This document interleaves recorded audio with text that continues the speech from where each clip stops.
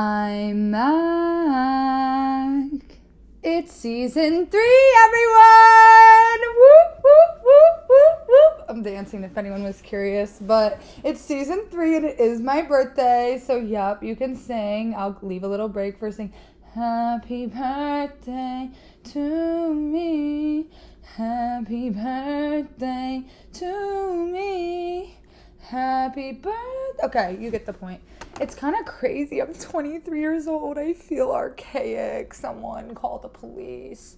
No, but seriously, season 3 of this podcast, I started it at 21. We're already 23. It's kind of crazy. And it's truly been, I'd say, a vlog of my life to an extent. But it's crazy to think we're already going on to the 3rd year. So to those that are new here, my name's Mackenzie. I'm now 23 years old on this very day, and this is my 3rd season of the Save the Best for Last podcast, where we started to talk with different influential people within my life during season 1, and we've now transcended into more of a self-help / self-growth podcast. But I don't want my podcast to be limited by anything. And I've had so much feedback that that's not the greatest of ideas because it limits / it's hard to have a group or a set audience when you talk about so many things. But, you know, one thing to anyone that knows me on a personal level is I really call myself a Mac of all trades because that's what I am. I like all sorts of things. I like all sorts of people, walk of lives, so on and so forth. And I want this podcast to truly be an open format for that. So if you're wondering, because you're new here, what we talk about everything under the sun. So buckle up. Cheers to season 3. I took a little hiatus for the holiday season because I'm a busy gal that works in the luxury world. So the holiday season is like my Super Bowl. But I'm back and I'm better than ever, quite honestly. But today's episode, as I always do for the first episode, is going to be a recap of the last year of my life.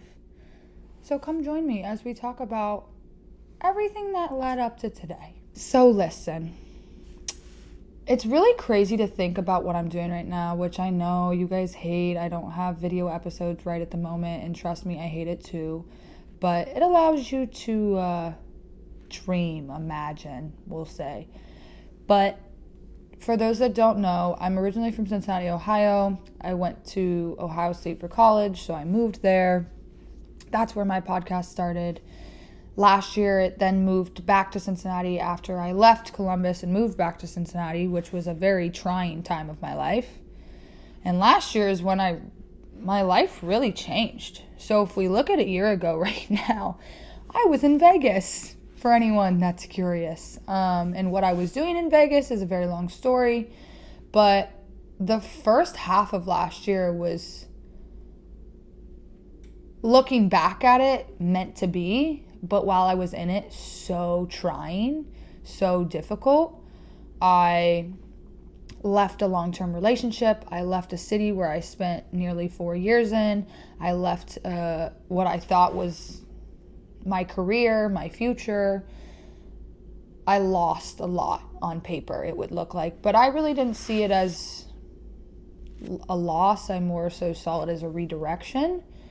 But at the time, it was hard to see it like that. And I think that's a really important point I make in a lot of episodes, but certainly in today's episode, is never see life as a rejection in any sort of way. Always try to look at it in a lens of redirection. Because it's very easy to get caught up in the losses, the negativity, the rejection, the so on and so forth. Which, as we get into it, that was truly the definition of my year last year until the opportunity came about to move to Boston. So I started off in Vegas. I was very confused what was going on, both personally, work-wise. Everything within my life made really no sense. And I was very lost and confused. And I think that's the best way to describe it. And I have so many friends and people that listen to this podcast and colleagues, etc., who feel very similar. And I think post-grad, even if you didn't go to college, finish college, etc., your early 20s and even sometimes later in life, there's times in your life where it's okay to be lost, you know? It's okay to be lost for most of your life. What even defines being lost, you know? And I think for anyone with a personality like myself, I have to be doing something to feel accomplished. So when I'm doing quote unquote nothing, I always feel like I'm letting the world down, even though that may not be the case. And last year, until I got this job, that's how I felt. I mean, I was traveling here, there, and everywhere because of the circumstances and situation I was in, which I don't know if that's something I'll ever talk about on here, but it was a very unique situation, but it was not stable in the slightest. And as much as I love constant change and growth, I do like a sense of stability, especially in a work dynamic, which is why I came to Boston. And I didn't have that last year. So January, I'm in Vegas. I then come back to Ohio. I'm working, you know, I'm kind of working here, there, and everywhere. Then I'm in LA, then I'm in Atlanta, then I'm in New York City, and that was all because of the circumstance that I keep explaining. But even though I'm not gonna share exactly what was going on, my point was there was no stability and there was no sight of a future. And something I really want to work on this year is being still and being in the moment, because I'm constantly thinking so long term that I'm never thinking about what's currently in front of me, and I've found that causes a lot of hardship. So anyway, I'm moving here, there, and everywhere. I'm applying for every job under the goddamn sun. I'm interviewing, I'm flying for interviews, I'm driving for interviews, I'm having calls every other day, and nothing's coming to fruition.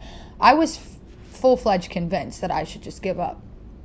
I'll never forget, I'm on LinkedIn, my mom's working in her office, and I'm sitting on the couch that's in her office, and I'm talking to her. And I'm like, oh, here's a job, a neurosurgeon at Cincinnati Children's. Sign me up. And I swear to God, I applied for that job, which people, when I tell them that, are like, no, but I literally did.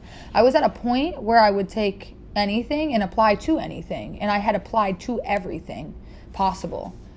And I'll never forget, last year in April, I applied for a job with Tesla.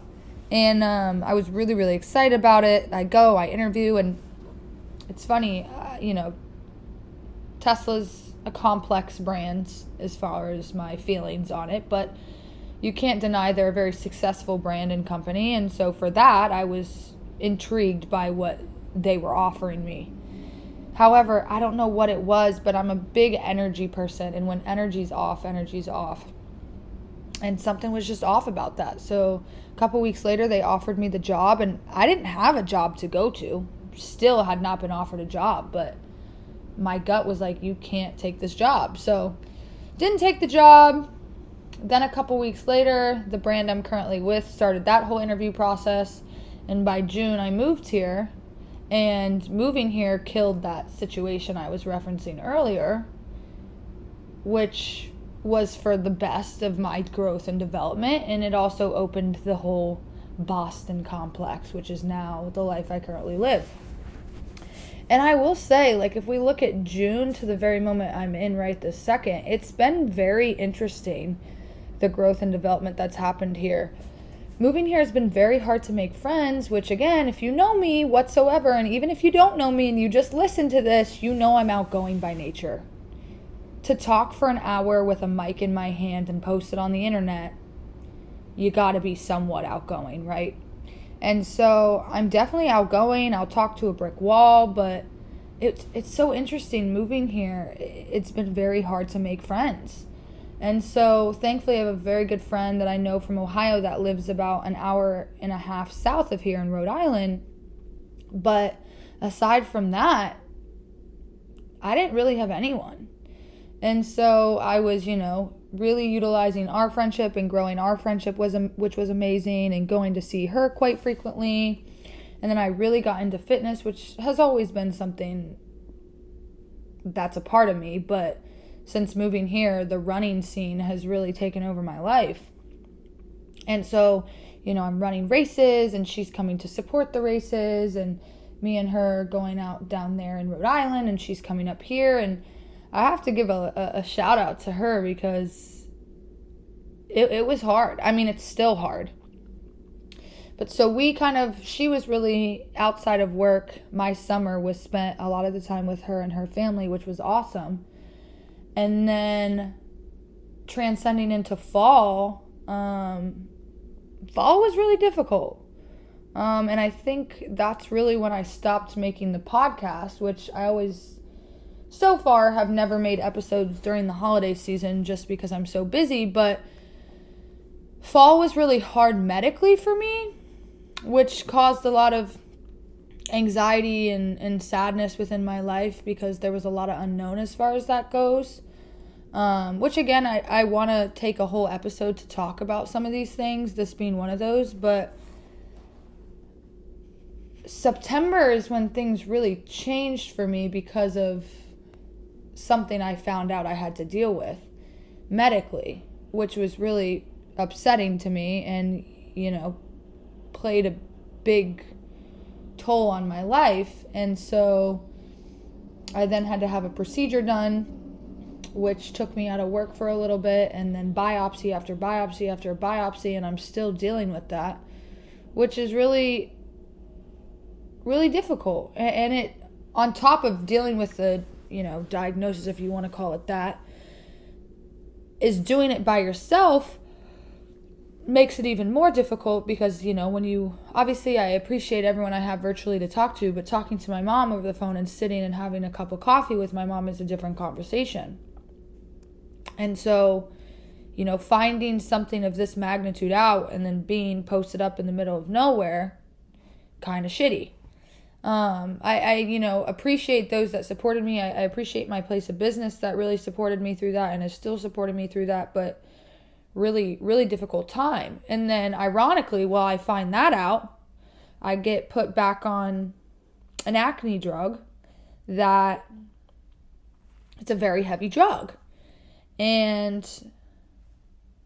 I'm going to sound like a crack fiend here in a second, but I love this drug. It's always worked for me in the past. And it really helps with my skin. Well, while you're on that drug, you're not allowed to take supplements, which anyone that knows that, I'm very into the gym. I take creatine, I take pre-workout, I take supplements. Well, if you do the two of those, fun fact, your liver will go into failure. So lo and behold, November comes around.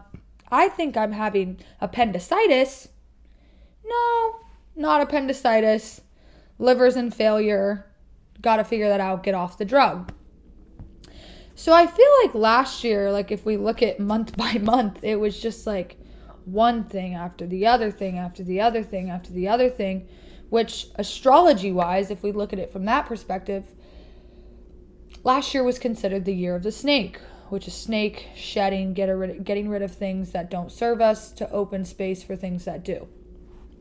I really believe last year was that for a lot of people, not just myself. I think everything about last year embodied letting go of things that don't serve us, moving things in the direction of what do. And it's interesting because we're already off to a rough start this year. So I'm like, okay, when's the good gonna start coming? But I don't really have an answer for that, And so that can be a little difficult, but it's interesting. The other night, I was reading my chart, the ChatGPT version of it, and I'm going to read a couple things that obviously have to do with me specifically, but I think can be received and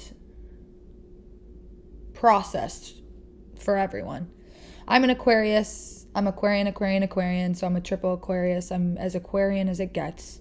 So if you know anybody that's Aquarius or you know traits, types of an Aquarius, you're like, oh yeah, that makes sense. She's a freak show. Which is true. I'm very unique. I'm very creative. I have big energy, and I'll kind of dissect that here. But chat said that I'm very Aquarian. but not the detached stereotype. I have an Aquarius sun. You here to evolve question system and outgrown boxes, which I agree with. Fun fact about me, and as we look at last year, because this is last year's recap and just my life in general, a really unique trait about myself, which I don't actually find in many people, but if you relate to this, I think this will be helpful to an extent. A lot of people, have a comfort zone, and it's hard for them to find life outside their comfort zone. They like what they like, they dislike what they dislike. I'd say that's normal. Well, I'm kind of the opposite of that. When I get comfortable, I get very, I don't want to say anxious. I think that word's overutilized, but being comfortable makes me uncomfortable. That's the only way I can really think to put it. And that's true. When I start to get comfortable, with a job, with a person, with a workout regime, with anything, it's like, all right, we need to step this up. It's not necessarily that I throw it away. Like, I don't want it to seem like, oh, I work a job for 2 weeks and I'm like, okay, different job. That's not what I mean. Once I get comfortable and good at something, I want to step it up. And that can be a great thing, but it's also difficult because, using my job as an example, my job's not really the right example for this. We'll use working out for an example. I'm doing, a pretty set schedule. Every day I'm in the gym for 3 months. And I have it down pat. I can do it with my eyes closed, whatever. I then feel like, okay, I'm good at this. I'm good at doing Stairmaster for an hour. I'm going to start running a 10K every time I work out. Okay, well, let's pause. Why? And I think in a lot of situations in my life, I constantly feel like I have to be evolving and stepping up, and nothing's ever enough, which is the theme of my life. Nothing is ever enough for me, which is a problem. And so I constantly have to be evolving and growing and taking things to the next level, and I never sit in that sense of gratitude like I talked about earlier. And so as I continue to, dissect this chart, that first point I think is really important, because you need to find acceptance with the current state. And I have a hard time doing that. And if you have a hard time doing that, well, let's break that down. How can you, how can I really sit in a sense of acceptance and peace rather than having that mentality of nothing's never enough? Another thing about my chart specifically that feeds into that is ambition and truth seeking. Oh God, this feeds into that, but the truth seeking component of this really weighs on my chest and is giving me shivers right now, because I think that's interesting. And when you think about truth seeking, you probably think of the word truth. And I think for me, I've lived a very complex, some would say traumatizing life. However, I truly use that to fuel that ambition, growth mindset.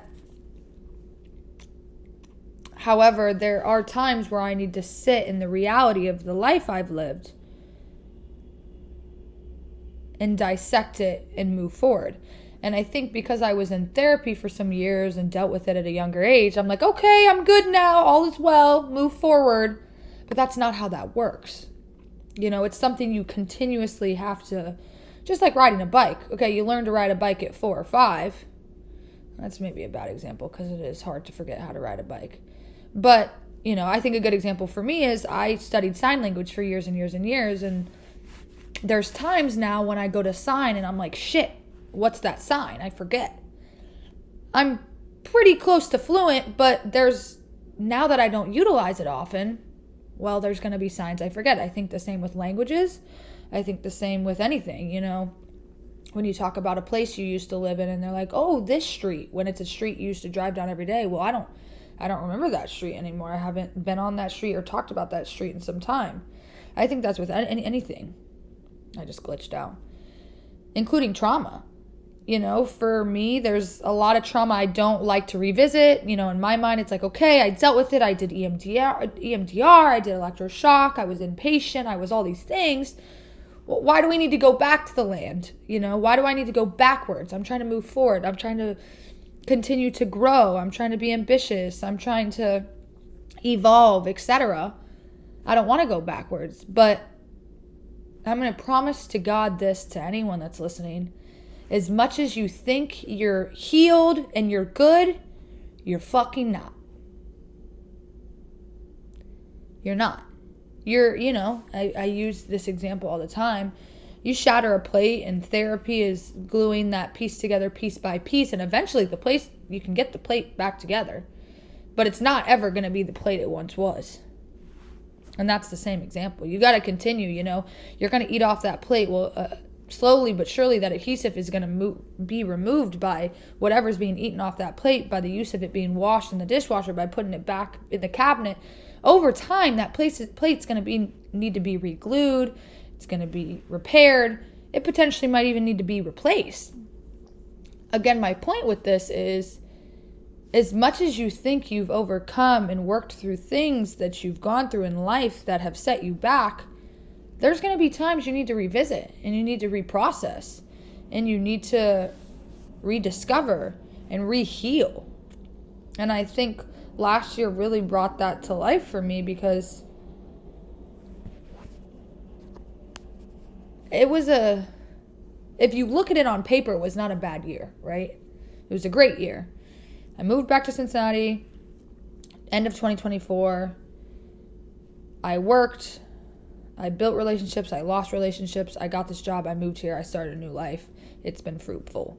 Okay, amazing. However, as the human that was in the reality and walking the situation and walking the walk, it was arguably for me one of the hardest years of my life. I wouldn't say the worst, it was just hard. It's physically enduring, physically painful, mentally brutal. It was difficult. But I think things needed to be revisited that hadn't been revisited. I think another good example is towards the end of the year, I, met someone that was a very interesting, bizarre situation, which again, the point of the story is not the person or the circumstances or anything of that nature. This person, because of the circumstances, brought up a lot of trauma and aspects of my life that hadn't been brought up in some time. And I think yet again, I think the illnesses, I think the moving from one job to another, I think all these unique scenarios, and then the final one of the year was the interaction with this individual, really opened my mind to, oh, God damn it, it's not over yet. Like, I got to talk about this trauma again. I got to think about this again. And something about me is I'm very open about it. I'm very open to talking about anything because it's my truth and it's my reality. And I think of it from the lens of, one, the truthful component of it, the truth seeking, as we go back to where my whole tangent started. But it's also, well, what can my experience share with someone to help them? It was very interesting meeting that person. As I dissected more of my life as they asked. It was, I would say, off-putting to them, which then, makes me overthink the aspect of my life and so on and so forth. And my friend that lives in Rhode Island has a very similar, experience, same time as me last year, where she had met someone and been very deep and transparent and shared a lot of her life and so on and so forth, just for that person to almost take that information and act like the interaction never happened, which can be somewhat triggering, I guess, which I hate that word, but I think it's overutilized as well. But I would define it as that. I think sometimes in life it's very difficult when someone, something, a job, an interaction, whatever, comes in your life essentially to trigger you, right? And I think leaving Louis Vuitton, moving home, working somewhere on a short-term basis, being in a situation where I'm constantly on the go, going here, there, and everywhere, it was just because there was that lack of clarity of the future and the lack of stability, it was triggering, to an extent, and just brought up all these demons and these thoughts and these past experiences that really broke me, broke my plate. But all of these things from last year really remind me that it's okay to sit down, re-break the plate almost, and figure out, okay, how are we gonna reassemble the plate this time to where when these interactions do happen, when something goes wrong at work, when you lose the job, when you lose the friend, when you lose the relationship, when you're trying to get into a race and you don't make the mile time, whatever the example is for you that causes you to relive traumas or be triggered, so on and so forth, what is it that grounds you? What is it? What glue, what adhesive, what plate replacement? My analogies, they run deep. What is it that grounds you? What is it that brings you back together? And I think this year, even though it's now the year of the horse, and we talk about discovering things that are truly meant to serve you, when you're truth seeking, what is my truth? What is my future? What is my story? Sometimes you have to accept that I might need help again, or I might need to rethink what my non-negotiables are. I had a leader, a boss of mine, that recently gave me the analogy, and God, I love analogies, so to anyone that uses them, we're probably meant to be together. She brought up something that she calls the oak tree. And what the oak tree is it's, if you think about a forest, you think there's weeds on the ground, there's flowers growing, there's little plants and trees here and there, but the big multi-100-year-old trees, maybe it's an oak tree that stands in the middle of the forest, that's something that does not waver, does not move, it does not change, it's stagnant. And it's like, okay, what in your life is that oak tree? What is it that no matter who comes in your life, who's around, where you are, where you're going, what time it is, so on and so forth, what is in your life is you regardless? And that was really telling to me, is again, as analogy and silly and corny it may sound, that really stuck with me. And it probably forever will, because I find in my life, because of that trait of wanting constant change and newity and growth, etc., sometimes I question my oak tree, or I even think to myself, do you have an oak tree? And I think it's good to really sit down and take the time to identify what that is. Because we all have those things. We have the non-negotiables. We have the moral code. We have et cetera, et cetera, et cetera. However, to what extent do we adhere to it? And that's something I really want to tap into this year. But I digress. Let me look at the rest of this chart. The next bullet point is heavy fixed energy. When things don't make sense or feel misaligned, it creates internal pressure. Oh, God. I'm going to give you that example I was just giving you. This interaction I had last year. Again, there's really no point to get into it. It's a dead situation. But when I first interacted with this individual, I'm telling you, it was the weirdest energy. It was like this divine supernova galaxy rocket ship hit me. However, I just knew that this person's energy, as beautiful as it was, did not align with mine. And I don't know how to explain it aside from that. But I know you've been there. I know you've met someone. I know you've taken a position. I know you've played a sport. I know you've done this. I know you've done that. Where you meet someone or do something that you really like and you really enjoy. However, morally, And that may be multiple things. It might be their lifestyle or the job's lifestyle. It might be, I'm just going to refer to a person in this sense, but you can use this in any aspect. It might be the way they carry themselves, the way they talk to people, the way they talk to you, their morals, their habits, there's so many reasons. But I also believe that you should really allow someone to show you who they are before you self-determine that. However, your fucking gut is never wrong. Jesus, that's my point here. When you get that, I just read the heavy fixed energy when things don't make sense or feel misaligned, it creates internal pressure. When you get that sense of internal pressure, I think another good example, or another good statement, I should say, I'm truly rambling this episode. Stay with me, okay? Stay with me. When you are around someone and you feel anxious, and I'm not saying like butterflies, I'm not saying like this big sense of happiness, I'm saying like genuinely anxious, like your chest is tight.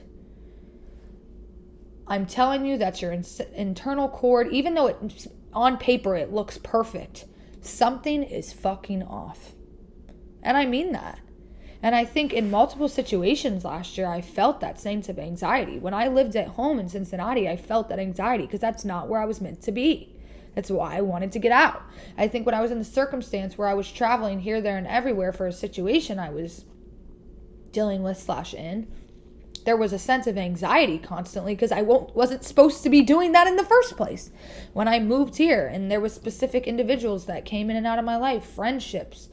It's really just been friendships since I've been here, but a few of them truly make me feel happy, comfortable, good. Okay, great, Mackenzie. They should be in your life. The ones that make you feel anxious and you're constantly overthinking and thinking about, oh, how do I say this? Oh, how do I say this? Should I wear this? That's not a good sign. And I know we all try to fight those feelings because we want things to work. Or, our mind has the ability to make out an image, a picture, a future with someone that's not real.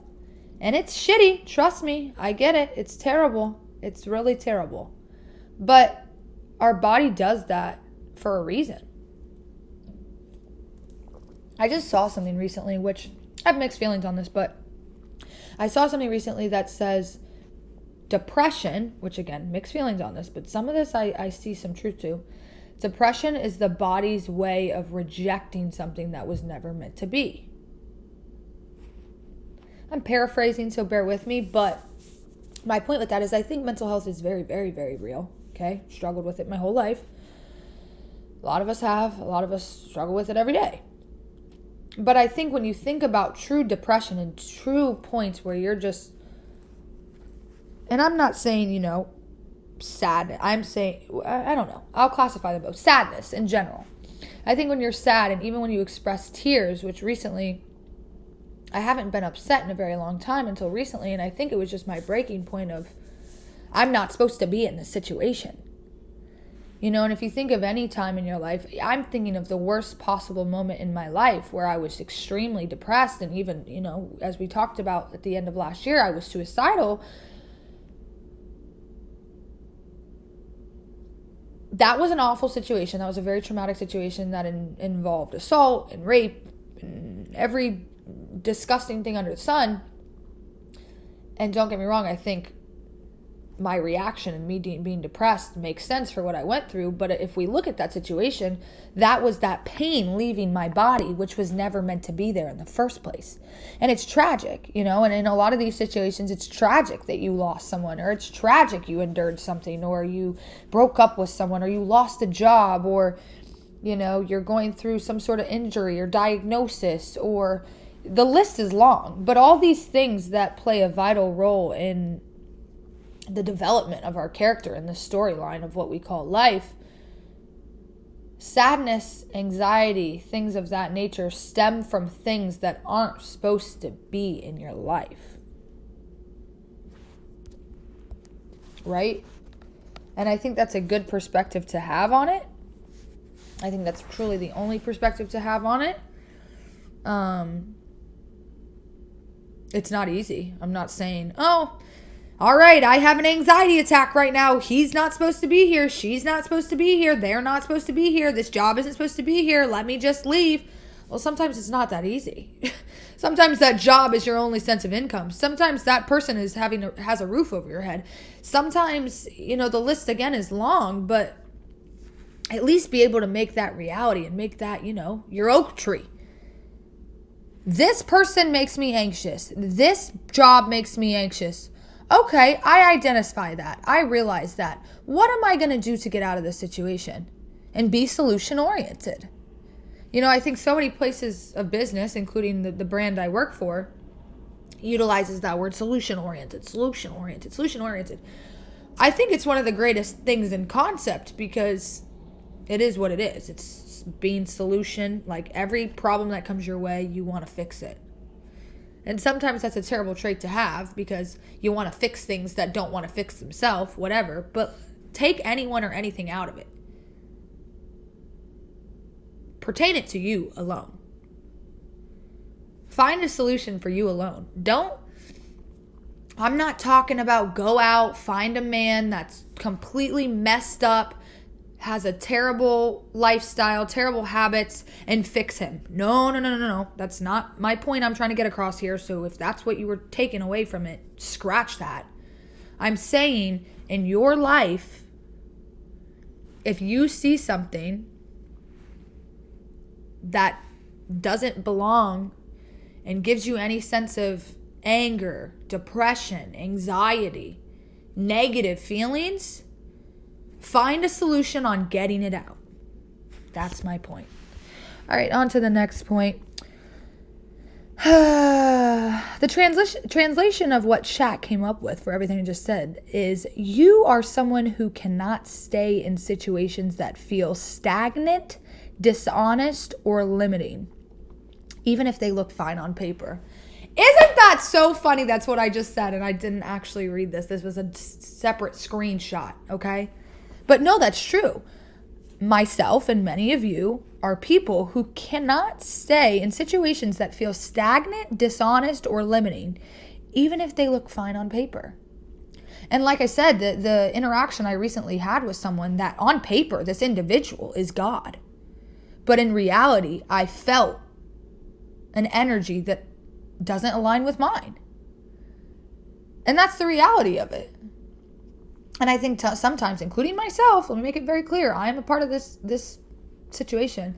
We try to force things to work, or we want things to work based off of what's on paper, like chat said, even though we know in all reality, this ain't gonna work. So let's trust the all reality.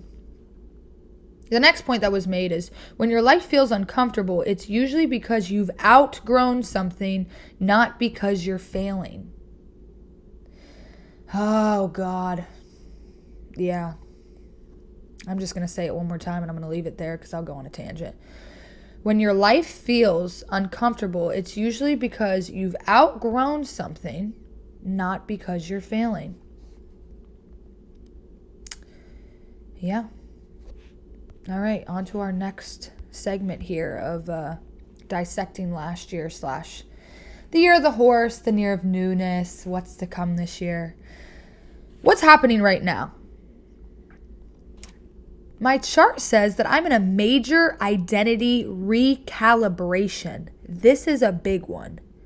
Right now, long-term planetary energy is activating who you are, what you tolerate, what kind of future you're actually building. All right, let's dissect. God, I hate how accurate ChatGPT is. It actually drives me insane because am I even thinking anymore? Am I even really utilizing resources? No, I'm not. I do everything through that app, everything. I'm probably texting your man with that app. I'm kidding. LOL, it's a joke, okay? You're supposed to laugh. Anyway, what's happening right now? I'm in an identity recalibration. Okay, chat with the grammar, the vocabulary. Yeah, I am. I mean, I can't argue this. Right now is really, really specific energy with activating who I am, what I tolerate, what kind of future I'm building. Yeah. And that's when I talk about this oak tree. Like, this oak tree is really going to be my ride or die through 2026. Because I think, we'll say a toxic trait, I hate to admit it. A toxic trait of mine is I really try to conform. I don't get comfortable, but I try to conform. Not in totality. I wouldn't say like I one day wake up a Y2K girl and the next day I'm emo, okay? That's not what I'm saying. What I'm saying is I think I try to be open-minded is how I lead with it, and then it transcends into conforming. And that's bad, okay? Again, this is my podcast, not anyone else, so this is just my 2 cents. But conforming, in my opinion, is actually awful. Awful. Becoming anyone other than who you're meant to be is awful, quite honestly. And again, this all comes back to that moral compass, that oak tree of who are you? Who the fuck are you? What are you meant to be doing? Who are you meant to be around? Who are you not meant to be around? And I think it's telling. So I think that's going to be a big conversation this year on this podcast is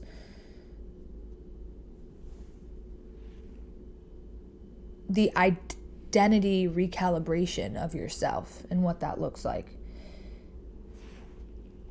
What do we tolerate? What future are we building? Who are you? Chat goes on to say that this often shows up as feeling restless, dissatisfied, or off. Questioning relationships, work, routines, or even versions of yourself. Feeling like you're carrying more emotional weight than usual. Wanting more but not knowing exactly what more is yet. This isn't chaos, it's shedding an old skin. You're moving from who I've been trying to be / what's expected of me to who I actually am and what aligns with my values. Oh my God. So as I was preparing my thoughts and everything for this, I wasn't really intending on using my chart reading for this, but it really makes sense. And I think that's going to be a lot of what I utilize as far as my content for these episodes. But that was really telling. You know, it's shedding an old skin. We talked about last year being the snake, and that was shedding of the skin. Well, for me personally, and for a lot of people, that's not over. We're still shedding as we transcend into 2026. And it all comes back to that moral compass. You know, I'm going to preach that until I'm blue in the face, as my boss would say. But who are you? Why am I Mac and you Brad? You know, like what separates us? What makes you you? Don't conform. The last thing on this topic, chat said, is that process is uncomfortable by design. Oh, really? You think? This shit sucks, okay? Pushing people out that you don't want out sucks. Leaving a job that you're comfortable with sucks. Breaking up with your girlfriend sucks. Starting a new gym routine and going to the gym every day at 5 a.m. sucks. But what are you going to do to make your moral compass satisfied? And what are you willing to do to actually put yourself in a situation that's meant for you? And that's the question. And I'm willing to do anything. That's the thing about me. Like I said, a double-sided sword, whatever you want to call it. That's, you know, the pro of who I am as a person is nothing's ever enough. I want more. I want happiness. I really want to live this goddamn life. And when I say live, I mean live. I don't mean survive. Okay. We're getting somewhere, guys. I promise. Let's breathe. Here's another point. Relationships are being tested not to punish you, but to clarify. Oh my gosh. Your chart shows that relationships are a mirror for your growth. Oh, is that not true? Oh, how interesting. Interesting. Right now, you may notice old dynamics no longer working, feeling misunderstood or emotionally unsupported, wanting deeper honesty and effort, not surface level connections, and realizing where you've been over giving or settling. Wow. Here's something about me. Again, adding to the list of toxic traits. I didn't really think I was toxic until this episode, so please don't identify me as that. Thank you. I have a problem where when I have nothing going on in life, keep in mind, I never have nothing going on in life. I always have a shitload of stuff. However, if I am not completely jam-packed to where I'm not sleeping, I think I have nothing going on in life. That's kind of bizarre. But anyway, I feel like filling a void, even with something that's not meant for me, is better than nothing. And that is bad, wrong, incorrect, awful. Don't do that. Capiche? Thanks. Don't get me wrong. We all want love. We all want fulfillment. We all want companionship. We all want, blah, blah, blah. I get that. Trust and believe. But that doesn't mean, okay, I have nothing to do today. I should hit up this gal, this guy to hang out with me, even though I fucking hate them. That's not what that means. And okay, that's a little extreme, but many of us fill voids. Some of us drink. Some of us do drugs. Some of us overwork out. Some of us overeat. Some of us, the list is long, per usual. But that's one thing this year for myself and for those listening I really want to work on is don't fill the void. Find comfortability in the void. And I like my alone time. I like being alone. I like being independent. Let me reword that. I don't think I like being alone. I like being independent. But there's a difference between the two. And that's the confusion in my life, is the difference between those two. I need to be independent and find peace with the void. I live on my own alone. I like that. I don't like sharing my space. I will never have a roommate. Until I'm married with children, I have no desire to live with someone. Okay? Learned that the hardest of ways. I like traveling by myself. I'm doing that in a couple days. Actually, the day this episode comes out, I will be off the grid. No one will fucking hear from me. Okay? Living my absolute best life. I like being Miss Independent. Yeah, I like that. I do that. I rock that. I get that. The problem is sometimes Miss Independent likes companionship. Sometimes she likes going out. Sometimes she likes running a marathon. Sometimes she likes this. And there's healthy ways to fill a void, and there's unhealthy ways to fill a void. And your oak tree can distinguish that, okay? It can. But let's stop filling the void with things that aren't serving us. Let's stop filling the void with things that give us anxiety. Let's stop filling a void with something that has no longevity. Let's just stop filling the void, please. Thanks. Really. Be independent, but don't be codependent. And don't pause. Feel comfortable with being alone. That's my point. Question. Chat asked. Not I, chat. Does this relationship allow me to grow, or does it keep me small? Again, let's look at that in a bigger context. Let's just not think about a relationship, because in my current state in life, I'm not thinking of one, don't want one. Please actually leave me alone. No, I don't mean that, but I kind of mean that, but I'm actually just kind of confused, so let me be. This isn't someone you're having sex with, okay? I'm not saying that. I'm saying relationship. I think a lot of people are misled, and that's why when I reference people, I don't get too deep into it, because no, not everyone I'm referencing do I mean I'm having relations with. It's just a person that I've crossed paths with, I should say. Some of them I have, some of them I haven't, but the point of this is not that. People, things that you have a relationship with need to support your growth. Okay? Again, I'm going to give a corny example that I used a year ago today. So welcome back, bitches. I'm the same girl, new city, okay? our garden, as we talked about on last year's opening episode, which you should go check it out. It's pretty deep. It's heavy like this one. There's things you can put into a garden that help flowers grow. And there's things you put in a garden that not only help flowers grow, or flowers disintegrate, I should say, but they also cause cancer and cause the world to end. What's that bug spray stuff that they're always commercializing? You're going to be like, oh, it's this. I can't think of it right now. And I quite honestly don't care what the name of it is. But that stuff that you spray, it comes in a bottle. There's a little cord, squirrely cord that you zzz and spray. Well, now they found that it kills your weeds, but it's also killing all your other plants and it causes cancer. Why do you use that?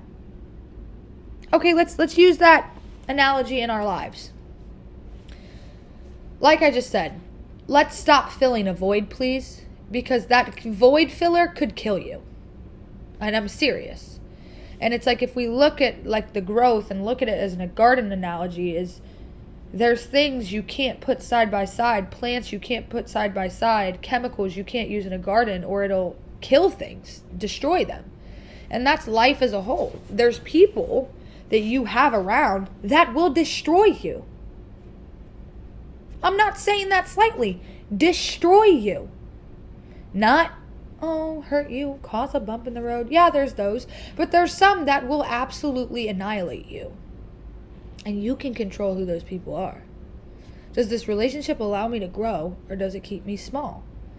If you're not growing with someone, if you're in a relationship, like an actual committed relationship, or if you have a friend that you keep around. Last year was the year of loss for me, as far as everything goes. But that opened the door for the growth and the newity, right? There was friends I had that love them to death, great people, think about them nearly daily, but I now can sit in this place where I know, oh, she's not supposed to be here. Oh, he's sure as hell not supposed to be here. My garden would be on fucking fire. And I think of it like that. Like, I'm not saying be a user. I'm not saying, is this person going to do this for me? Oh, what room are they going to get me into? Oh, they have a high net worth. Oh, this, oh, that. No. I'm saying morally. Let's think about the oak tree. Is this person going to grow my garden? Or are they going to shrink it? Or even are they going to keep it stagnant? I'm not here for stagnant. If you're here to keep your garden how it is and that's how you like it and that's it, this really is not the podcast for you. I promise you that. And I'm not saying there's anything wrong with that. That's just not my function of life. Functionality of life. What was interesting grammar there? But my point is have people around that allow your garden to flourish and grow and expand into the Amazon, right? That's the goal. It's my goal. I don't want to survive. I want to live. I don't want to survive. I want to thrive, you know? Anyway, to conclude that point, if something feels shaky, distant, or disappointing, it's because you're changing faster than the dynamic can keep up. So keep that in mind. Okay. 2 more points, and then we're going to conclude and talk about the rest of this year. Let's talk about career. You are not built for an autopilot work or meaningless hustle. Okay, we've kind of already gone on a banter about this, but quickly to touch on this. I think this goes in all aspects, and I think work-wise, this really does stick with me because one thing about the brand I work for is I'm really excited about the longevity and the long term of what this could be. You know, and I think everyone should have that mindset. Of course, be a badass and kill the current job that you're at, which is what I'm currently trying to succeed in. But thinking long term, you're not built for autopilot work. And I'm sure as hell not built for that. I'm meant for everything. And that's what's hard about me is I want everything. I want to, be the most physically fit. I want to be the most creative. I want to be the best leader. I want to do events. I want to do styling. I want to do law. I like there's so many things I want to do, which is what's hard for me, is like the whole concept of nothing's never enough. But as far as like career and direction goes, always make sure you're pushing yourself and you're in environments that are pushing you to your highest potential. I think a lot of people I know, unfortunately, are in that rut or stuck in that place where they settle. And again, that's okay. That's fine. But that's not how I move. And that's not ever how I'll move.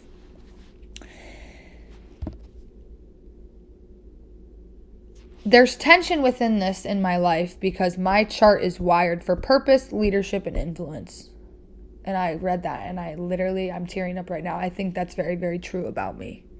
I think I struggle sometimes when I don't feel I serve purpose. And again, that's all in the eye of the beholder, right? Like, what is purpose? What defines your purpose? But for me, I want to be everything, like I just talked about. My chart says I'm being pushed to stop playing safe versions of my life. Yeah, I agree. I think even the podcast, to talk on this briefly, I've had a lot of thoughts lately of stopping this for a season because it's hard for me to do. And it's crazy. I only do it on a monthly basis, but it's hard because I have so much going on. I am so overwhelmed. But then I think about it and I'm like, no, this is a passion. This needs nurturing. This needs development. It's an area that I think sometimes I let fall by the wayside when I think it's important, and the feedback I get on it is important for me as my growth and development, but it's also important for those that actually listen to this monthly. And even if it's 5 of you that religiously listen to this, there is a handful of people that religiously every month reach out to me with a recap of their takeaways and how they'll implement it into their life. And that is why I do this. Obviously, I do it as a self-journal, self-talk. It's good to talk through this. It's therapeutic, so on and so forth. But I'll never forget the first episode I made and all of the outreach I got. And obviously, it's lessened and lessened and lessened over time. But the importance that holds within my life is gigantic. And so this year, again, I really want to focus on developing my career, my purpose, my leadership, my influence, and not playing it safe anymore. You know, as far as I have multiple different, obviously I have my career, which is my priority. And I think there's so much potential there that last year, because of all the different components, I don't want to say I didn't do my job. I think I'm very good at my job, but I think I was quote unquote playing it safe because it was new and I was uncomfortable and didn't know what the fuck was going on. I did, but it was a very new, fresh environment. Right? And so this year, I'm done. And when I say I'm done, I'm not with the job. I'm done playing it safe. I want to accomplish everything. I want to lead everyone. I want to be influential. I want to have purpose. I want to have curiosity. I want to be creative. I want to collaborate. I want to do all these things that make me feel full, that make my garden feel rich, that show my garden the capabilities, the Amazon, all the things. So this is a repositioning phase, not a collapse, is the final point on that. Final topic, as far as my chart goes, that we can really all relate to as far as last year and transitioning to this year is emotionally, I'm tired of being the strong one. This is subtle, but important. I'm used to holding it together. I don't ask for help. I process emotions privately. Oh, let's fucking talk about that. I think privately it depends on what you deem private. Privately with my friends and family, yes. Like, it's not no one knows about it, okay? But I agree. I think, oh God, this is so interesting. You're used to holding it together. Wow. My whole life, I've been the one that holds it together. You know, I'm getting my ass beat in the morning and then I'm getting on a school bus and going to school and adding 2 + 2 like nothing ever happened, right? That's a far-fetched example, but stay with me. My whole life, I think I tried so hard to not necessarily hide, but play hard ass, play strong, and I still do that to this day. And that's why I think with that interaction I was referencing earlier that recently happened to me, this person really pushed me to share deep things and things I don't typically share because I like to give a persona that it's perfect. I'm just being very transparent.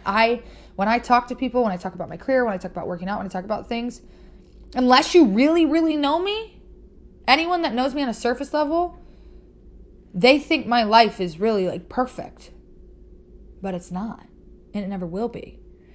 And I feel as though I have to obtain this sense of perfection, that I don't need help and that I'm good.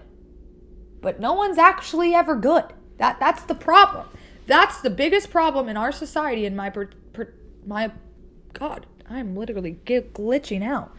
In my opinion, a big problem in our society is this land of make-believe. I always reference that. I know so many people that, obviously I'm not going to enter a meeting and be like, I'm depressed, this, that, and the third. I get there's a time and a place. And I'm not saying you need to put everything out there. But I think it's also good to be realistic and have a sense of reality. And I struggle with that. I put my best foot forward. I want everything to be perfect. I'm very type A. I want things to be in their spots, and this is this, and you are you, and so on and so forth. But it's hard to pretend to hold it together all the time. It's hard to not ask for help. It's hard to process everything in private. It's hard that you feel this anxiety and this problem all day lingering, and then you get home and just crash out. And it's not healthy. This year, we're not living in the land of make-believe, okay? We're not pretending. Let's be real. Oh, there goes the ambulances. Side note, I'm obviously recording this a week before it comes out. And it's a blizzard. I think half of the world is experiencing this blizzard. There's about a foot of snow on the ground. I worked a half day, which was insane. And there's car accidents left and right. So excuse if any more ambulances come by. Thank you, and I hope you're all safe and warm. Moving on. We're almost there, my friends. I promise I'm getting somewhere. I hope this has been, helpful and good to hear and digest. Right now, that emotional self-reliance is cracking. Ooh! And that's healthy. I'll never forget, again, a week ago, last week, as I'm reading the chart and thinking about a recap from last year and all these things, and nothing goes to plan, of course. I was going to go month by month, and I totally derailed and just went rambling per usual. But that was interesting to read. Right now, the emotional self-reliance is cracking, and that's healthy. Oh my gosh, no. What do you mean the emotional self-reliance is cracking and that's healthy? I'm all I have. And that's how it's always been. I've always been all I have. Wow, that was interesting to admit. I've never, I need to sing the praises of all my friends. I have amazing friends. My mom is my best friend. I talk to my mom every day. I have a great sense of community at work. I have great people in my life, but, part of who I am is that I'm very outgoing, but I'm very to myself, which is a complex, but it's real, and I'm very self-reliant. For example, funny, and anyone that listens to this that's made fun of me is going to laugh, but since moving to Boston, I haven't had nails, getting my nails done, for multiple reasons. I'm a jeweler, so I work with metals, and it's very hard on the nails, which is the main reason, but it's also cost-driven. It's also just not really a priority for me. There's a lot of reasons that I just don't have them, nor do I care to have them. And many, many people in my life have been like, you need nails. Oh, and even men, that, have shown interest or whatever, have made comments that it basically undervalues me because I don't have nails, which is really bothered me kind of. I'm like, oh my God, am I ugly because I don't have nails? Oh my God, this is crazy. I don't know what to do. Do I get them? What do I do here? I don't know. It's the upkeep. There's so many components. Anyway, my colleague is a really dear friend of mine. He's like, Mackenzie, if it's a financial thing, then I'll pay for them. And I'm like, no. No. And he keeps saying he'll pay for them, he'll pay for them, he'll pay for them, he'll pay for them, whatever. And I'm like, it's so funny because I bring up this example for multiple reasons. Because one, maybe I should get my damn nails done. And two, he really brought to the attention how extreme and how against I am taking things from people, which I think is a good trait, but it brings up this whole self-reliant thing. You know, when I thought I had appendicitis and I was hospitalized for kidney failure liver failure a couple months ago, my coworkers were trying to pick me up and take me home. Nope, I'll get an Uber. Like, I'm so like a hard ass. You know, my colleagues saying I'll pay for your nails. Nope. I can't take money from people. I can't take things from people. I have to get it on my own. And I've always been like that. And I think that's part of what it stems from is growing up, single mom, 3 kids, low income, so on and so forth. We all had to get it on our own. I'll never forget going to the Olympic Development Training Camp. It was, you know, for the first couple rounds, you had to pay for it until you were on the U.S. Women's National Team or the regional team. There was a certain level where it was pretty much paid for, but until a certain point, you had to pay a shit ton of money to travel, for the uniforms, for the training, for all the things. And my mom's like, it's not going to happen. Like, I don't know what we're going to do.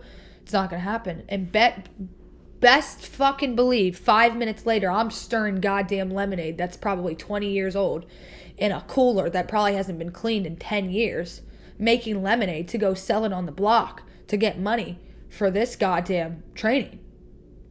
Swear to God, I'll never forget this. And I'll never forget because someone sent me money, like they stopped at the lemonade stand and sent me money through a virtual thing. And I think they sent me like $100, which was like a lot of money. And I was never able to access it because it was through, I forget, this was 10, 15 years ago. So it was through some sort of platform that we didn't have and we didn't know how to set it up. So there was like $100 that just went in limbo somewhere. But anyway, my point is reading this right now, the emotional self-reliance is cracking and that's healthy, was so hard for me to digest because I can't imagine another way of living besides being self-reliant. And this one's going to be a hard one for me to conquer because I don't believe in taking from others. I don't agree with taking from others. I think it's one thing if you're in a relationship and your partner gets you some flowers or a gift for your birthday. I'm not talking about a gift. I'm saying like a leech is what I call these people. People that use and abuse other people. Even though, like, for example, my coworker offering to pay for my nails, he offered that, right? It's not like I'm using him or like doing something to get the nails. No. Like, people offer it and I deny it. But it's just, I feel like taking from anyone in any way, shape, or form is using, and it just drives me insane. But I think the statement of right now, the emotional self-reliance is cracking and that's healthy is like, oh, so what does that mean? You know, like what does that mean? I may be feeling more sensitive than usual, easily overwhelmed, like you just want someone to see you without you explaining everything. That's not weakness, it's your nervous system asking for rest and truth. I'm going to read that again. Right now, the emotional self-reliance is cracking, and that's healthy. You may feel more sensitive than usual, easily overwhelmed, like you just want someone to see you without you explaining everything. That's not weakness, it's your nervous system asking for rest and truth. All right, guys, self-reliance. It's going to be a battle this year, but anyway. In conclusion, say no faster. Don't over-explain your needs. Choose depth over familiarity. Trust discomfort as information. Give yourself permission to change your mind. And most importantly, you are not behind. You are right on time for a major upgrade. Yeah. Well, guys, what's this new year have in store? I think we are in preparation for things that are emotionally consistent, honest, without games, growth-oriented, secure, and not confusing. I think for anyone listening, tell a friend to tell a friend, and even for myself, this year, it all stems back to that oak tree. What are your values? What are your morals? What are your non-negotiables? Who are you? Like, who the actual fuck are you? And all those questions I'm asking to myself as well.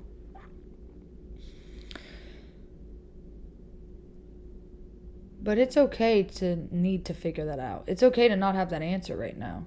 It's okay to, when you really think about it, sit and be like, who am I? Because I'm right there with you. I appreciate every single one of you that listens to this. I appreciate every single one of you that's listened to this for 3 years now, which I could cry about.